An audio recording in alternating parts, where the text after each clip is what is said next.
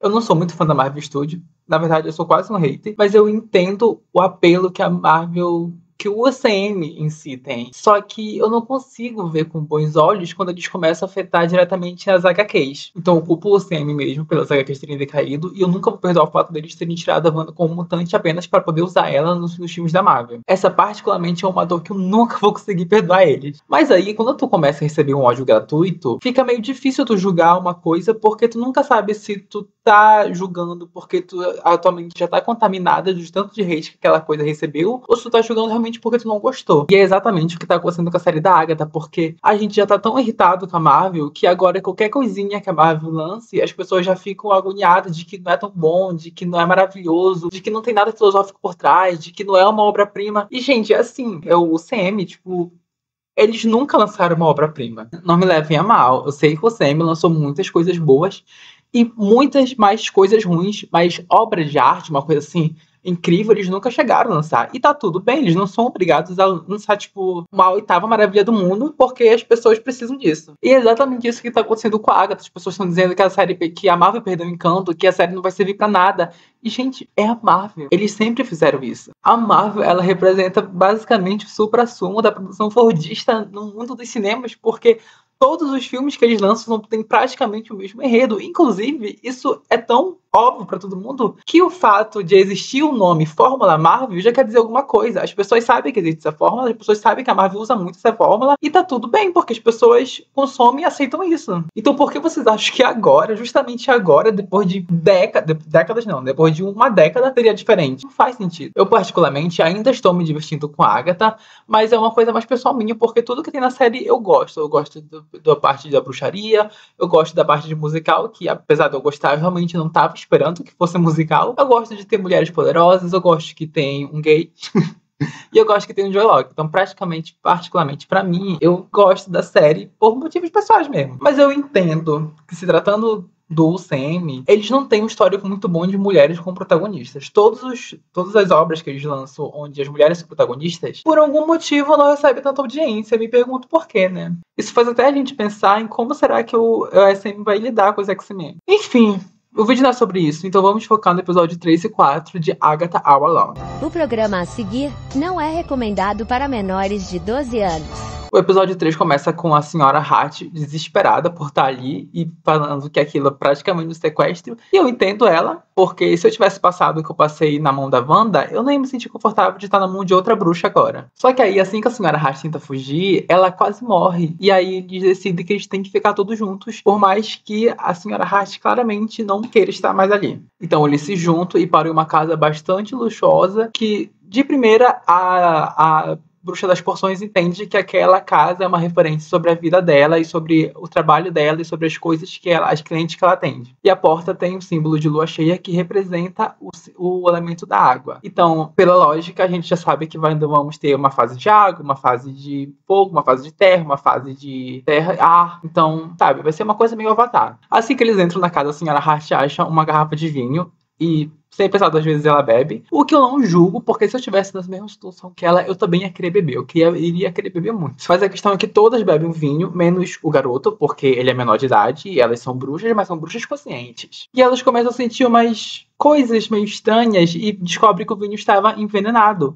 E elas começam a ter a aparência de mulheres extremamente partificadas e são muito parecidas com aquela mulher gato, Catwoman, que ficou conhecido por ter muita plástica. E isso era para fazer uma referência a toda a questão estética, a pressão estética, o mundo feminino e tal.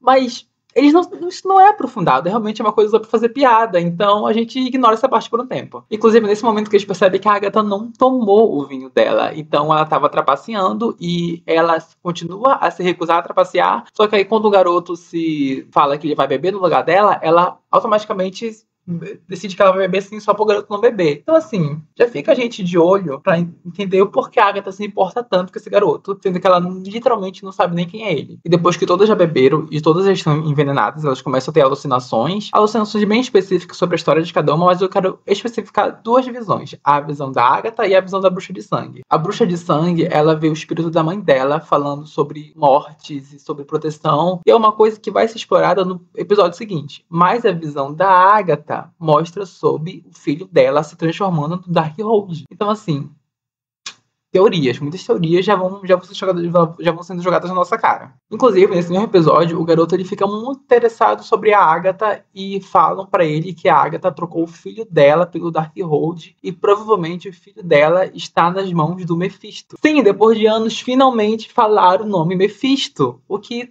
não quer dizer muita coisa, porque pode ser que ele nem apareça, mas pelo menos falaram. Isso já, comparado ao que a gente tinha em WandaVision, que era nada, já é uma coisa. Mas o importante é que elas conseguem fazer um antídoto e sair de lá vivas, né? Então, não, porque a senhora Hart, ela bebeu muito vinho e foi a primeira a beber, então o antídoto não faz tanto efeito nela e ela morre. Eu imaginei que ela fosse morrer, mas eu não imaginei que fosse tão rápido. Descanse em paz, senhora Hart. Você sempre será lembrado em nossos Hart. E a morte dela acaba se tornando um problema, porque apesar de ela não ser de fato uma bruxa, ela estava fazendo o papel de uma bruxa naquele coven. E eles precisam de uma bruxa extra, o que faz eles conjurarem uma bruxa verde. E cada um pede uma coisa na bruxa. Alguma pessoa pede que ela seja gostosa, outra pessoa pede que ela seja poderosa, outra pessoa pede que ela traga alívio pro grupo, e a Agatha pede que ela seja politicamente incorreta.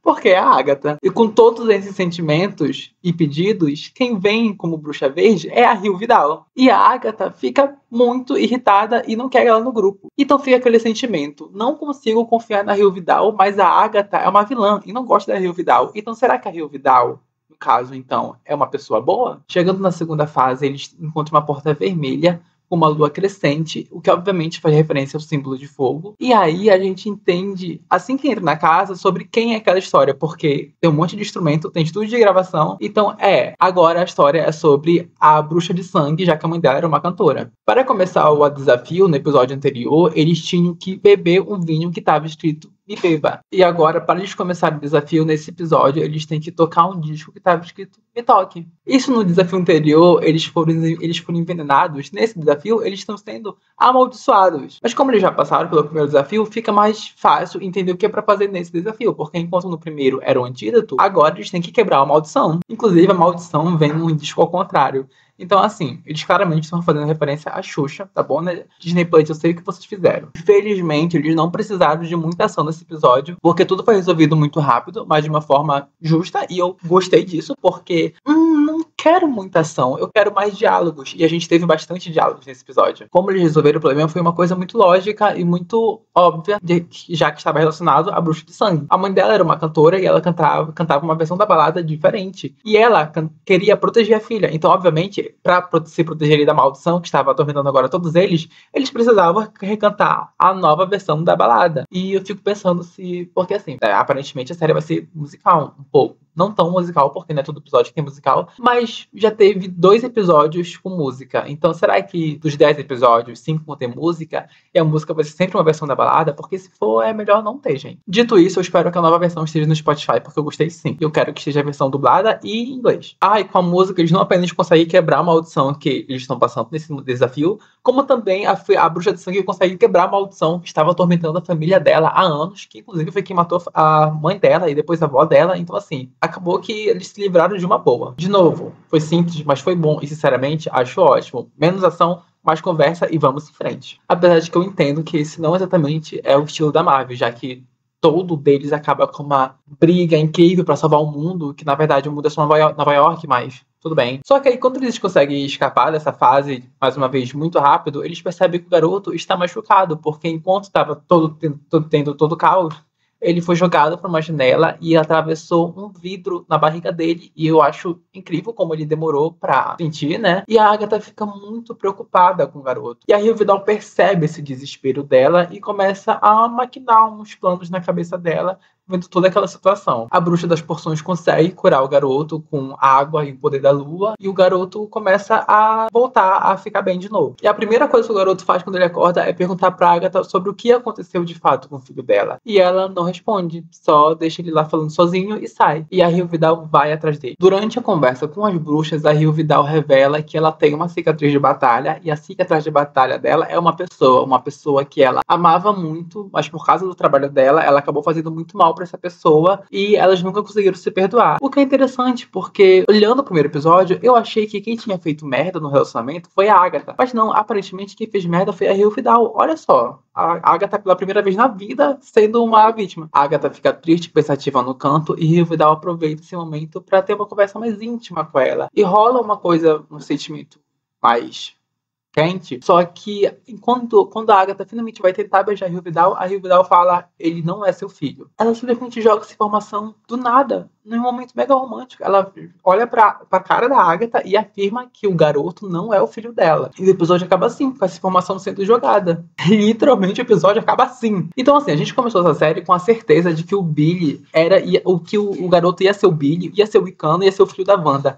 Depois a gente começou a suspeitar de que, na verdade, esse garoto fosse o Nicholas, o filho da Agatha. Só que agora foi afirmado com todas as letras que ele não é o filho da Agatha. Então, quem é esse garoto? Será que ele realmente vai ser o Billy? Será que ele não vai ser e a gente vai ser trouxa mais uma vez pelos mesmos motivos, que são motivos nenhum, porque nada estava confirmando isso, mas a gente teve certeza? Eu particularmente gosto de acreditar que a Agatha sabe que ele não é o filho dela, mas que ele lembra o filho dela de alguma forma. Se bem que a Agatha, em teoria, trocou o filho dela pelo Darkhold. Então, enquanto o Darkhold existisse, o filho dela não poderia existir. Só que agora o Darkhold não existe mais. Então, será que realmente existe a possibilidade do filho dela voltar de alguma forma? Será que o filho dela voltou e o filho da Wanda reencarnou no filho dela? Será que as duas vão ter o mesmo filho agora? Ia ser uma coisa bem interessante. E, mais uma vez, iriam obrigar as duas a ficarem juntos. O que não ia achar tão ruim. Mas a verdade é que a Agatha sente alguma coisa assim pelo menino e ela não consegue explicar o que é. Mas ela sabe que ele tem alguma coisa de especial. E a gente vai ter que assistir pra saber o que é esse simplesmente especial. Então, assim, vamos aguardar os próximos episódios. Por enquanto o vídeo é esse. Beijo, um queijo e tchau!